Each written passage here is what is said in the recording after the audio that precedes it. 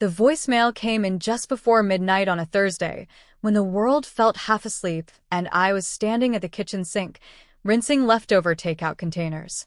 My phone lit up with Mom, and a pang hit my ribs, the kind of automatic fear you get from years of someone who could love you and cut you with the same breath. I let it go to voicemail. I couldn't bring myself to pick up. Then I pressed play. Her voice was steady, clipped, as if she'd practiced it. "You're out. I'm done with your attitude and your drama. Don't come home again." That was all. No goodbye. No explanation. No love. My name is Natalie. And from wherever you're watching this, stay with me. Because the second those words hit my ear, something in me, something I didn't know was even awake, came alive. They'd written me off. Finally. I stood there in my tiny apartment, water dripping from my hands, and felt a calm settle over me that I hadn't known since I was a kid. "You're out." Fine. Noted. I wiped my hands on a dish towel and grabbed my laptop from the counter. My fingers were shaking, but not from fear, from relief. See, they thought they could cut me off after using me for years. My name on their shady side business accounts. My squeaky clean credit co-signing their dream house. My power of attorney just in case they needed help. They'd built a kingdom on my good name. And tonight? I was taking it back. I pulled up the documents I'd quietly gathered for months. Revocation of power of attorney. Signed. Removal from the family trust. Confirmed. Notification to the bank to freeze all accounts tied to my signature. Sent. And the final blow. The mortgage deal for their precious McMansion, the one that would have made them look like royalty at the next HOA party. Terminated. Click. Click. Click. I swear I could feel my ancestors cheering me on from somewhere in the ether. They wanted me out? They could have all of me gone. When I finished, I closed the laptop and finally let myself breathe. For the first time in 29 years, I was free. And when I woke up the next morning, 79 missed calls. 3 dozen text messages, flipping between pure rage and syrupy guilt. And a voicemail from a number I didn't know. I hit play, half expecting more of their shrieking. A man's voice, tight with panic. "Miss Natalie, this is Attorney Raymond. We'd have a problem. Please call me as soon as you can." I laughed so hard I nearly choked on my cold coffee. A problem? Yeah. For once, it wasn't mine. I set the phone down, the lawyer's words still ringing in my head like a badly tuned bell. "We have a problem." They'd said that to me my entire life. Every time a bill came due, every time a secret threatened to break free, every time their pristine image cracked under its own weight. "We have a problem," which always meant I had to fix it. But this time, they could fix it themselves. I poured another cup of stale coffee, breathing in the silence of my tiny apartment. My apartment. No one had ever taken this from me. No one had ever guilted me out of it or signed it away behind my back. This was my sanctuary. Outside, the city was waking up, car horns, sirens, the low hum of a garbage truck rolling down the street. I stepped out onto the balcony, letting the air hit me, sharp and cold. I felt alive. Then I checked my phone again. More missed calls. Messages, stacking up like an avalanche. "Natalie, you're destroying us. We are your family. How could you? You'll come to regret this, mark my words." Family. They loved that word when it served them. When I paid the bills. When I signed my name. When I stood in front of their bad choices like a human shield. But the moment I stopped serving, I was drama. I was selfish. I was out. Fine. I was out. And it was the sweetest liberation I'd ever tasted. My phone buzzed again, another unknown number. For a second, my stomach knotted, the old fear flashing through me. But then I remembered whose name was on the accounts now. Mine. I answered. A woman's voice this time, clipped and professional. "Miss Natalie, this is Wellsworth and Associates. I'm afraid there has been a legal complication with the family trust. Your removal was processed without advance notice to your parents, which is being contested. We would appreciate your cooperation in—" I didn't let her finish. "Everything I did was legal," I snapped. "You can talk to my attorney." She tried to recover. Ma'am, your parents are very distressed. I laughed. A hollow, rich, exhausted laugh. They'll live. And I ended the call. Because they'd lived off me long enough. Inside, the apartment felt brighter. Warmer. Even the cheap Christmas candle flickering on my counter felt like a new beginning. They had called me a problem solver my whole life. Now, they'd have to solve their own. And I would watch every frantic move they made from the safe, quiet, perfect distance of my own peace.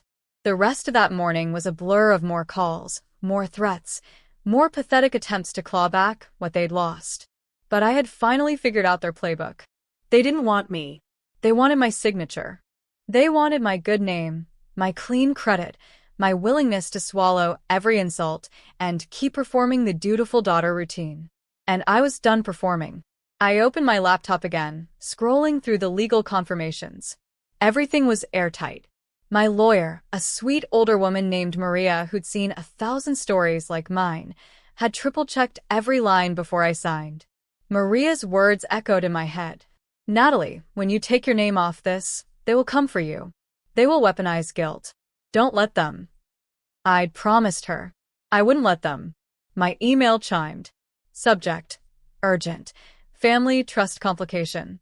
I clicked it open. Miss Natalie, we have received notice from your parents disputing your withdrawal from the family trust. They allege you acted in bad faith and left them financially vulnerable. Please contact us within 24 hours to clarify your intentions, or the matter may escalate to litigation. I sat back in my chair, staring at those words. Litigation. They really thought they could sue me for refusing to bankroll their house of cards? My laugh was ugly this time, more like a bark. I thought about that night, how I'd stood on their front porch last year for Christmas, carrying a homemade pie and a stupid wish for kindness, only to have the door slammed in my face because I wouldn't forgive a $50,000 loan they refused to repay. I'd promised myself then, standing in the cold with tears freezing on my cheeks, that I would never stand on that porch again. And now I was keeping that promise. They wanted me out? I was out. Out of the trust. Out of their plans. Out of their reach. They could lawyer up all they wanted, but I wasn't paying to save them again. A knock rattled my apartment door, jolting me out of my thoughts. I peered through the peephole, heart jumping. No way. It was my mother, in her expensive winter coat, hair perfectly styled, like she'd just stepped out of some designer photo shoot. She had driven all the way here. I considered not answering, but some perverse piece of me needed to see her face. I opened the door, just a crack. She didn't waste a breath on greetings. Natalie, she snapped, eyes blazing. What have you done? I raised my chin. Exactly what you told me to do. I'm out. Her mouth fell open, like no one had ever dared say no to her before.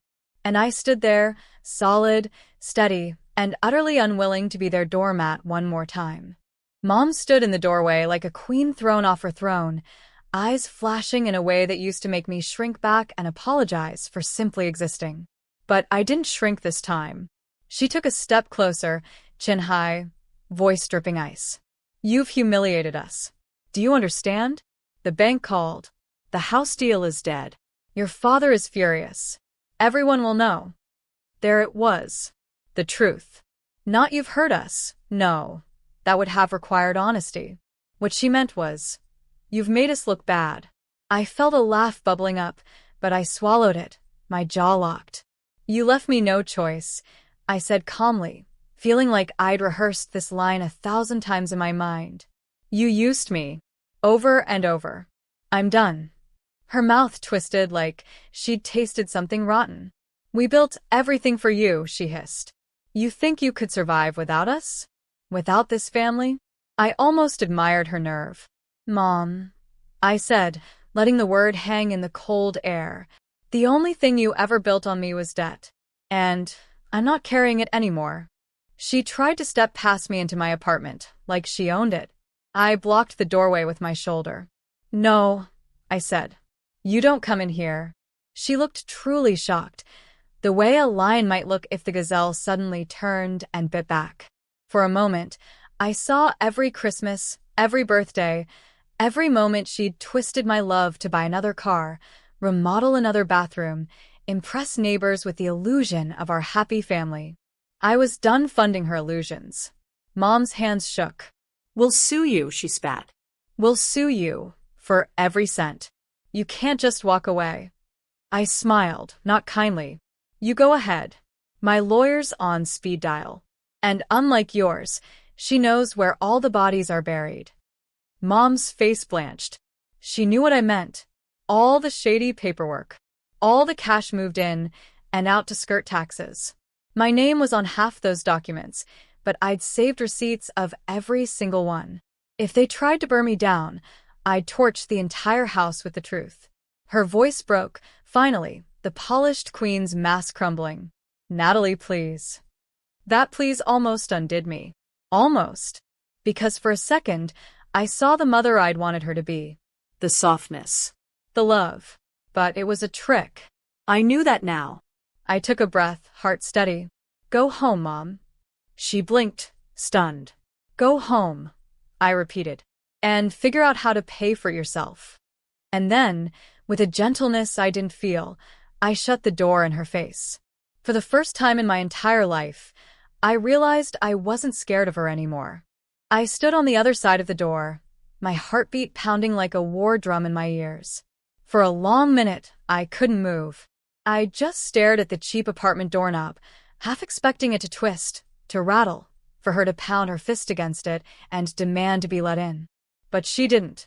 Through the peephole, I watched her retreat down the hallway, shoulders hunched for the first time in my memory. She looked small, and I almost felt sorry for her. Almost. I went back to my couch and sank down into it, feeling every bone in my body exhale. They had trained me so well. Trained me to jump at the first sign of disapproval. Trained me to fix every crisis, no matter how they caused it. Trained me to measure my worth in how useful I was to them. And now? I was unlearning. My phone buzzed again, this time a new number. I answered, expecting another lawyer. Instead, it was Maria, my attorney. Natalie, she began gently, I heard from their firm. They're threatening to freeze assets and sue you for breach of family trust. I snorted. Let them try. Maria chuckled, a warm, protective sound that steadied me. That's what I told them. Silence stretched between us. How are you holding up? She asked. It was such a simple question, but it split me open. I swallowed the sudden burn in my throat. I'm okay, I whispered. For the first time, maybe ever. Maria didn't rush to fill the silence. She let it hang, respectful. Then, gently. You know they'll keep coming, Natalie. They will not let this go easily. I nodded, even though she couldn't see me. I know. But I'm not backing down. Not again. We went over the paperwork for the 1000th time. Maria reassured me every signature, every notarized letter, every legal motion was bulletproof. When we finally hung up, I let out a long, shaking breath. My phone lit up one more time from my sister. You're heartless. I hope you're happy. We might lose everything. I closed my eyes and held the phone to my chest. They still didn't get it. I had already lost everything in that house. Years of being belittled, used, controlled, piece by piece, they had stripped me of every sense of belonging until I was nothing but a walking credit score. Now they were the ones who would feel that emptiness. And maybe, just maybe, they'd finally understand what it was like to be left out in the cold. I stood, grabbed my coat, and stepped out into the winter air. For once, the chill didn't feel like punishment. It felt like freedom. I wandered the block for a while, letting the crisp wind sting my cheeks and fill my lungs. Every exhale felt like a prayer, a promise to myself. I will never go back. I will never let them do this again. The city was lit up for the holidays, shop windows glowing, strangers carrying wrapped gifts, the scent of cinnamon and coffee drifting from a nearby bakery. It should have made me feel lonely. But it didn't. It made me feel new. I passed a florist, its window crowded with poinsettias, and on a strange whim, I went in and bought one, a brilliant, red-leaved bloom. It felt decadent to spend money on something beautiful just for me. At home, I set the poinsettia on the kitchen table, then scrolled through the missed messages still waiting on my phone. We trusted you. Your father is beside himself. How dare you ruin Christmas like this? Ruin Christmas. I shook my head, a humorless laugh catching in my throat. As if Christmas had ever been mine to ruin. Every year, it was the same. I was the one buying presents with my bonus because they overspent. I was the one cooking the meal when Mom's catering fell through. I was the one smiling through their gossip, their snide comments about my job, my life, my choices. Every Christmas felt like a hostage situation where I traded my peace for a crumb of belonging. Not this year. I stood by the window, watching flakes of snow start to drift down again, soft and silent. It hit me then. They might actually lose the house. The trust was too tangled to survive without my name stabilizing it, and the bank had no reason to show them mercy now.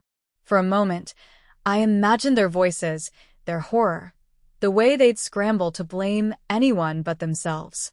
It should have made me guilty, but it didn't. It made me feel just because I had warned them so many times. I had begged them to stop taking more than they could pay back. I had pleaded with them to leave my name out of their games. They hadn't listened. And now? Now the bill was due. My phone buzzed again. One final message from Mom. We will never forgive you for this. I smiled, tracing the edge of the poinsettia's bright leaves. Noted, I whispered, as if she could hear me. And I meant it, because I hadn't done this for their forgiveness. I'd done it for my own. By the next afternoon, the storm I'd set off was in full swing. My lawyer forwarded me a formal notice. The bank had frozen the entire trust, pending investigation. My parents would have no access to the accounts until they proved they could shoulder the debt on their own. The house deal was gone, ashes on the wind. I sat on my couch, the poinsettia glowing bright against the winter light, reading through the official words with a strange sense of calm. They had called me the destroyer, the traitor, the problem. But I wasn't the one who built a house on sand. They had. They thought loyalty meant I'd follow them straight into ruin, my arms outstretched to soften every fall. Not anymore. My phone rang, breaking the quiet. This time it was a local number, no mask, no blocked line. A lawyer's voice again, tight and clipped. Miss Natalie, your parents' legal team is demanding you appear for mediation. I smiled, stretching my legs out on the couch. No, thank you. The lawyer hesitated. They're very upset. I almost laughed. Tell them to get in line. I hung up, dropped the phone on the cushion beside me, and closed my eyes for a long moment. A part of me was still raw, still hurt. I couldn't lie to myself about that. There were memories I'd never get back, birthday parties turned to arguments, Mother's Day brunches where I'd been told to try harder, family photos where I'd been cropped in on the edge like an afterthought. I had poured so much love into them, so much of myself, waiting for something real in return. But they had taken it again and called it normal. No more. I opened my eyes, looking around at my quiet apartment. The lamp I had picked out alone, the scent of cinnamon from the candle I bought with my own paycheck, the silly thrift store mug on my table. All mine. No one could repossess my peace. No one could foreclosure my boundaries. No one could evict me from my own worth. They could throw their tantrums, hire their lawyers, gather the entire extended family to shame me. I was unmovable now. For the first time in my life, their chaos couldn't reach me. And that was the kind of freedom I'd never put a price tag on. They say the holidays are supposed to bring people together. Maybe they do, for families who know how to love without strings attached, who give without expecting a blood sacrifice in return. But mine had shown me exactly what they valued. It was never me. It was what I could provide, what I could sign, what I could fix. So I let them burn. The final paperwork from Maria arrived on New Year's Eve. Clean. Irrevocable. My name severed. Every loophole closed. Every joint account erased from my credit report. It felt like a holy moment, seeing those signatures. Like baptizing myself in something pure, after wading through their poison my whole life. My phone still buzzed, even that night. Angry texts, then guilt-ridden ones, the pendulum swinging back and forth until I wondered if they even heard themselves anymore. We can't keep the house without you. The neighbors are asking questions. You'll be alone forever, Natalie. I read each line with a sense of calm that bordered on supernatural. Alone? I had never felt less alone than in that moment. I had myself. I had my own peace. I had the knowledge that I could build something honest, something true, something free of their corruption. The fireworks started downtown, distant cracks and pops breaking through the night. I watched them from my window, poinsettia on the sill, its leaves glowing red under the strobe of the city lights. And I realized I didn't need their house, didn't need their trust, didn't need their holiday table with forced smiles and thinly veiled insults. I could build my own home, in my own way, brick by brick, boundary by boundary, with hands that no longer shook every time someone raised their voice. My phone buzzed one last time.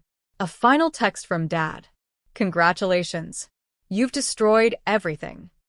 I whispered to the window, the city, the world. No. I finally saved myself. And then I turned off my phone, leaving their noise in the dark where it belonged. The new year was about to begin, and for the first time ever, I was stepping into it clean. No more secrets. No more signatures.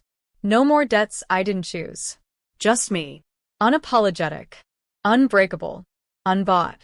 I raised a toast to no one but myself, a silent vow that I would never again trade my peace for a place at a table that demanded I starve to keep them fed. This was my story now, and I would write it however I pleased.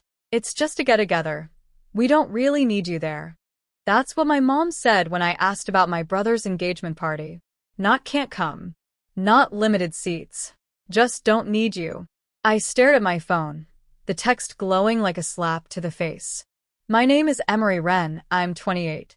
And if you think you know how this ends, stay tuned. Because this isn't a story about missing a party. It's about realizing you were never invited to any of it. What happens when the people who raised you forget you were part of the story? I packed a small bag, booked a last-minute solo trip to the coast, and left without telling anyone where I was going. No goodbye. No drama. Just silence. For the first time in years, I slept in a bed that didn't have memories stitched into the walls. I walked barefoot along the shoreline. I ate breakfast alone in a tiny cafe where no one knew my name. And for the first time in forever, I felt peace. Until my phone started vibrating. One call, then 5, then 32. From Mom. From Dad. Even from my brother's fiancé. Then the messages started flooding in. Please come back. Something happened. We need you. Emery, please pick up. I stared at the screen, heart pounding, unsure whether to be afraid or vindicated. And then one final message came in, this time from my cousin. They should have never treated you like that. Now they're begging you to come home. You need to see this. That's when I knew something went very wrong at the party I wasn't needed at. And whatever it was, it had just made me the most important person in the entire family. You said. I didn't respond right away. Instead, I stared out at the water, silver tides curling beneath a lavender sky, wondering how fast love turns into leverage. By noon, I had 26 missed calls.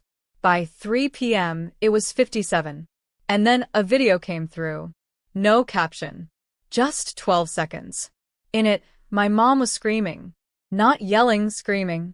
The phone was shaky, chaotic. Behind her, flames licked the sky. Guests were crying. My brother, Caleb, was bent over in a tux, throwing up beside a burning archway. My thumb hovered over the replay button. I knew that garden. It was the family estate, the one my parents kept saying they couldn't afford to maintain, right before they told me they were helping Caleb buy his second home. So the engagement party had been there. Big, lavish, full of sparkle.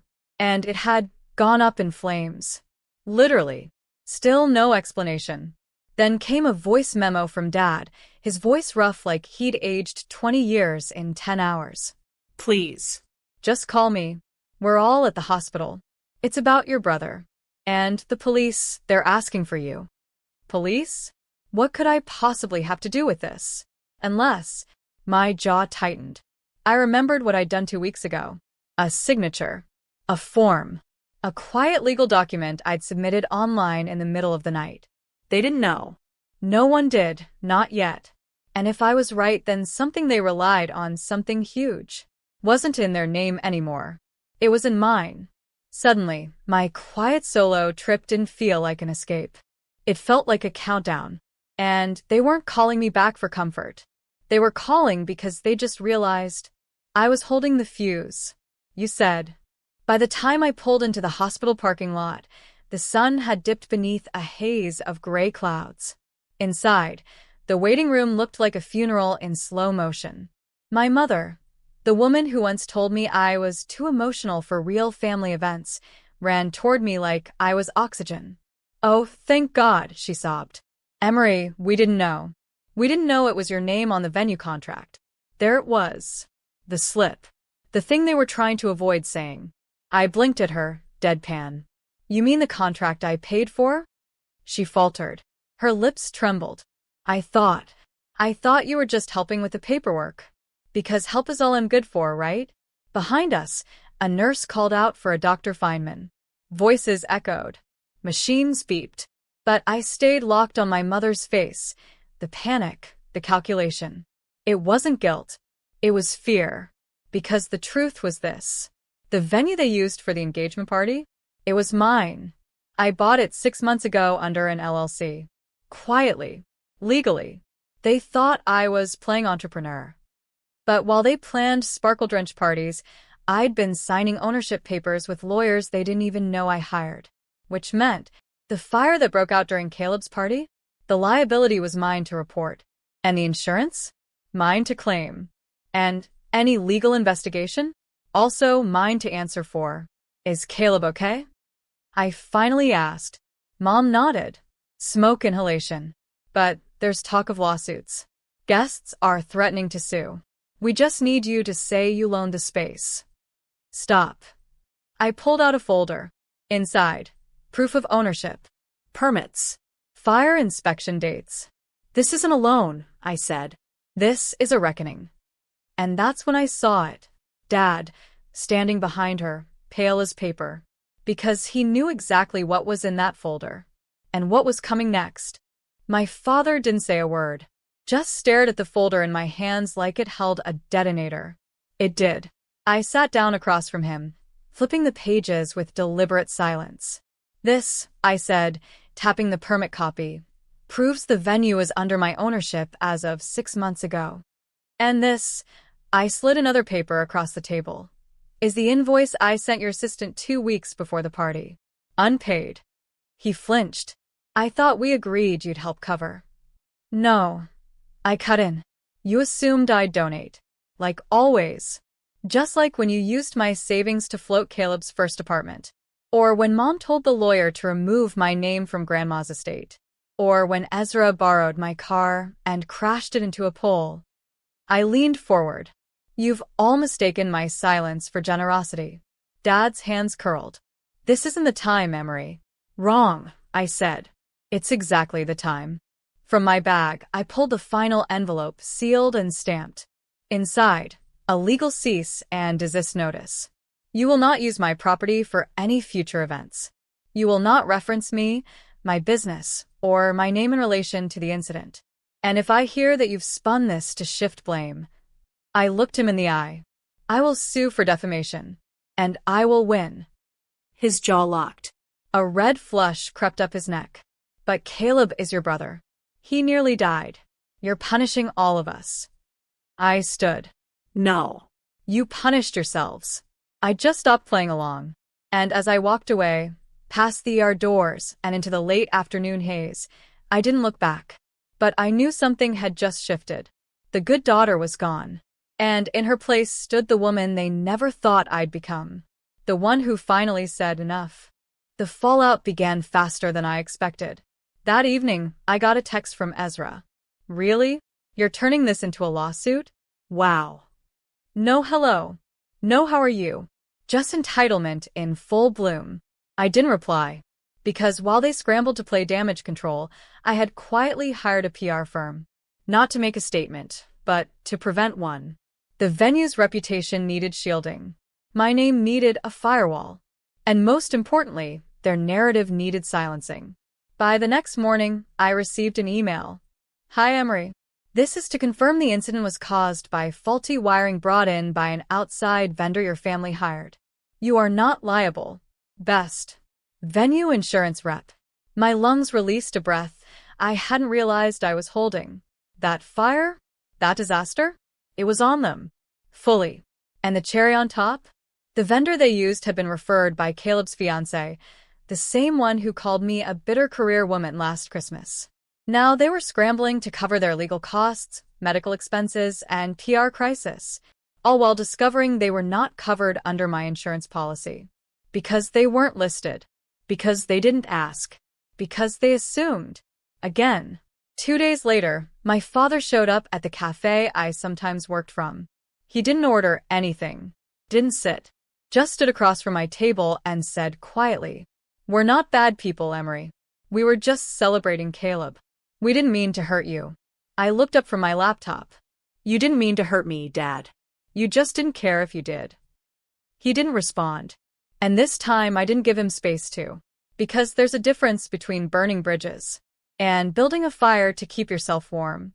By Friday, I'd done something I never imagined. I reopened the restaurant. Not for business. Not for guests. But for me. I lit a single candle in the center of Table 7, the table I'd reserved for my family during the grand opening. The same one that stayed empty. I sat down with a plate of lemon pasta, a glass of wine, and silence that tasted like healing. The door stayed locked.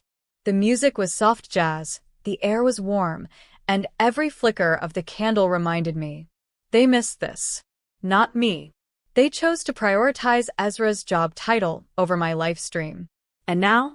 Ezra was trending on local news, not for a promotion, but for possible negligence. Turns out, one of the guests he invited to the engagement party had posted an Instagram story mid-fire, tagging the vendor, joking about skipping permits. The video went viral. My lawyer said I could have taken advantage of it, flipped the narrative entirely. But I didn't. I didn't need revenge. I needed space. That weekend, I posted a quiet update on my business page. To everyone who's ever been overlooked, unseen, or erased, this place is for you. We're reopening next Friday. Soft music. Real food. No fake smiles. Come as you are. Emery. The post exploded. Comments. Shares. Emails. People telling me how they'd been the black sheep, the forgotten sibling, the backup friend. People telling me they'd be there. And for the first time in years, I felt it. Not hope. Not pride.